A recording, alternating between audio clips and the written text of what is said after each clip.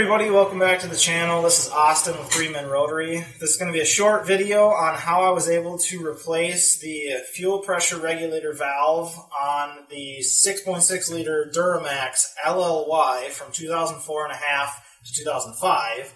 So that first gen LLY, we're going to ignore the second LLY in 06 or 07 that ended up being an LBZ anyways, blah, blah, blah. This is the true first-gen LLY fuel pressure regulator valve replacement on the driver's side. This thing's a total pain to get. I would recommend somebody watching this video before you do it because I got really frustrated with it, and it took probably an hour and a half at it a while ago, could not get it. And then today it just kind of came to me because I'm doing a whole bunch of other work to the truck, and I was like, you know what, I'm in the zone, let's try it. So here I'm going to go to a head cam video of me actually replacing a thing. Then we're going to go to an infographic that I'm going to do on the bench with just kind of the tools I used and how I used them. And then we're going to end the video.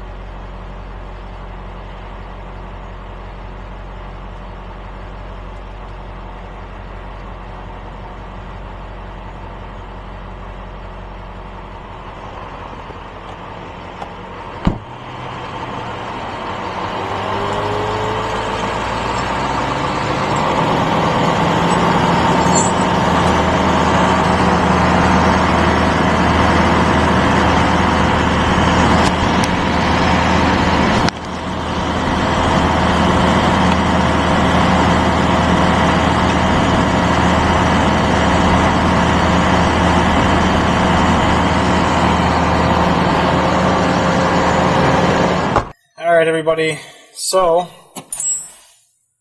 what I'm going to try to do here is demonstrate what it looks like to pull this fitting out. This is the fuel rail pressure regulator in the Duramax LLY. So I have head cam video of pulling this out, but it's going to be really, really hard to see what it is that I'm talking about. So I'm going to do it demonstration here on the bench, and hopefully it makes a little bit more sense. So I'm going to set the fuel rail here, and I'm going to zoom in just a little bit with the camera. So basically when you're looking down into the engine bay and you're looking at that fuel rail, on the driver's side, this is what you'll see. is just this nut sitting out, and I'll post a picture of that.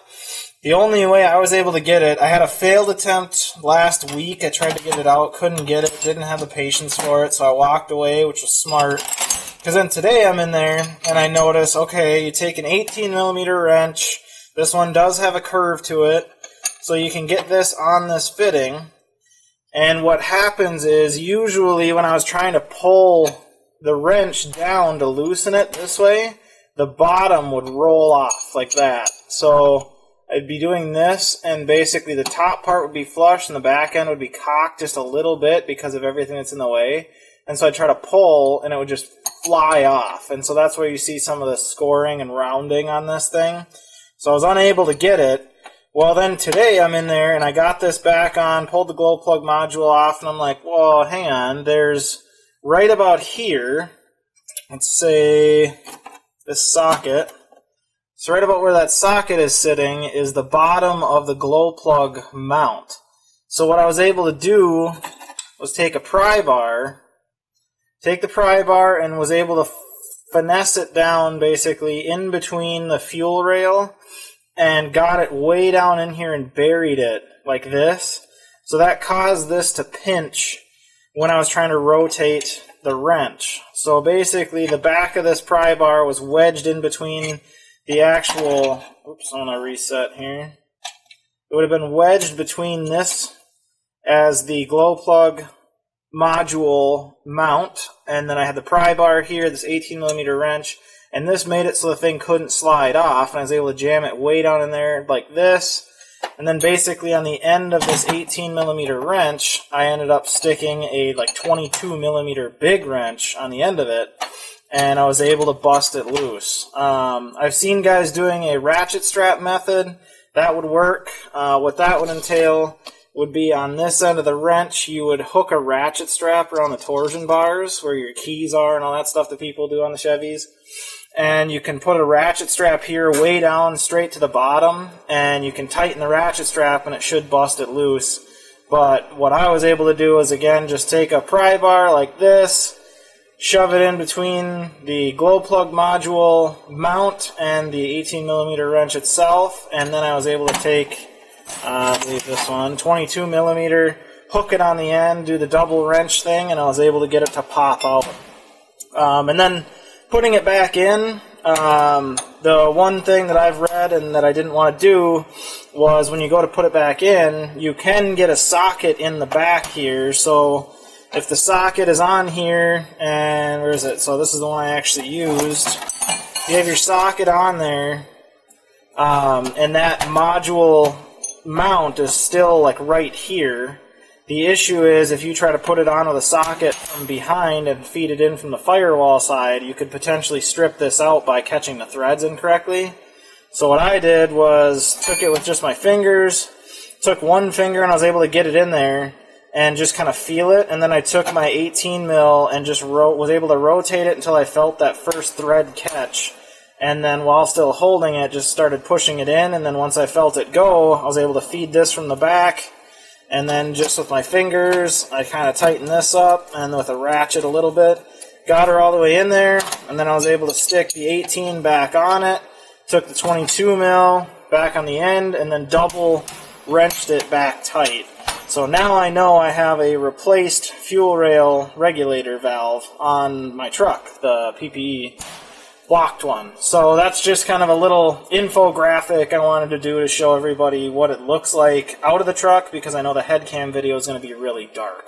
Alright guys, I hope that was informative. I tried my best to do the thing on the bench to show you the tools I was using and the order I used them and where they were used, so that you can kind of mimic the method that I used if it works for you. Like I stated in the video, if you have a better idea, if you use the ratchet strap method or you have a better tool, feel free, obviously. But this one worked really, really well for me after fighting with it for a really long time initially. So I hope that helps some people out. My name's Austin. I run this Dream and Rotary channel. I plan on doing a bunch more of these Duramax videos because I have a 6.6 Duramax idling outside right now that I just did a ton of work to today and have a whole video series on with multiple other videos that are going to come out. So if you please subscribe to the channel if you feel like it. You got some videos you're interested in. Leave a comment below. I will respond to pretty much every comment because it's a small channel. And then let me know if you have any ideas or anything that I can do to make these videos more informative or better for you guys. So thanks for watching. Again, this is Austin with 3 Men Rotary. We will see you in the next video.